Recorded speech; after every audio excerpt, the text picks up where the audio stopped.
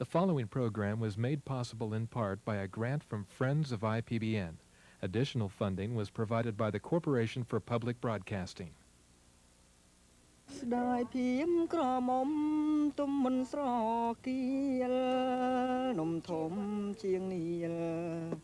people on the verge of extinction. Native Cambodians called the Khmer. They, along with other Cambodians of Chinese and Vietnamese descent, have gone through horrors unimaginable. Victims of war, of starvation, of disease, of murder, and of an uncertain, if not grim, future.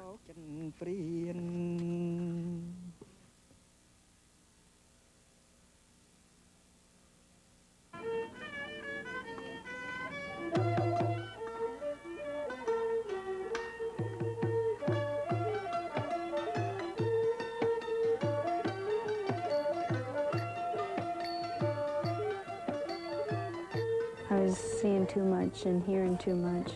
I mean, all the Khmer people want to tell you about their stories. It's just unreal.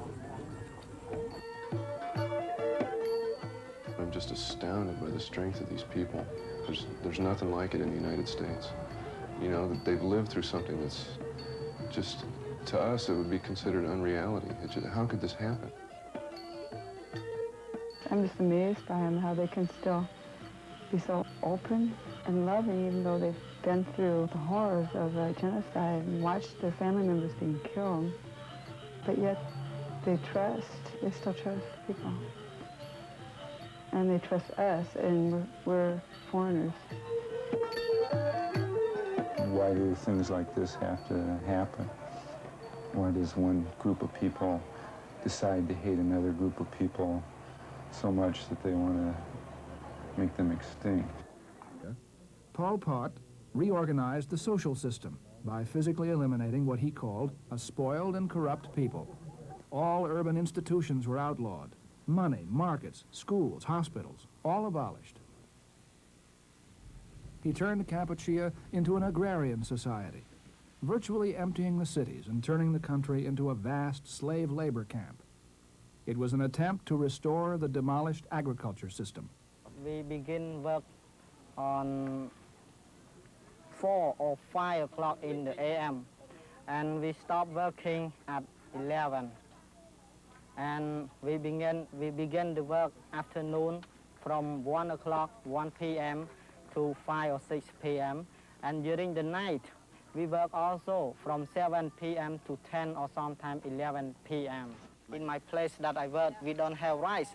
We have enough rice for eating, but the Khmer rules didn't want to give much rice to our people, so that they fell down in the hungry. And all my family, I have 24 members, and all were dead because they didn't have enough rice to eat. Perhaps Iowa recruited a volunteer medical team of 3 physicians and 6 nurses to work as part of the ARC in Khao. Hi, I'm Bob Richard from Independence, Iowa, here at Khao, Ward 1, where the American Refugee Committee has its establishment, and also the Iowa doctors and nurses from the Iowa Sheriff's team are here. We're going to take a little tour this afternoon of Ward 1, which consists of 110 beds, and we'll lead our way down this way. The ward itself is 110 beds. The beds are a frame with a wood slat over them. The patients lie on a mat. We have strings strung for hanging IVs and also for hanging the charts. And it's a fairly congested area. The building itself is bamboo with plastic and thatch roof and sides. And it gets very, very warm in the afternoon and early evening. Despite their limited freedom in camp, the refugees remain prisoners. Their morale is low. Some people, I mean most people, feel very sad, like me. I don't know how is my future, how I will stay, because in here we cannot stay for many years. They know their survival depends on continued aid from the outside. But there are a number of other problems which threaten their survival. The possibility of being forced back into Kampuchea, a severe water shortage, malnutrition, cramped, unsanitary living conditions. And on top of all that, the approaching monsoons.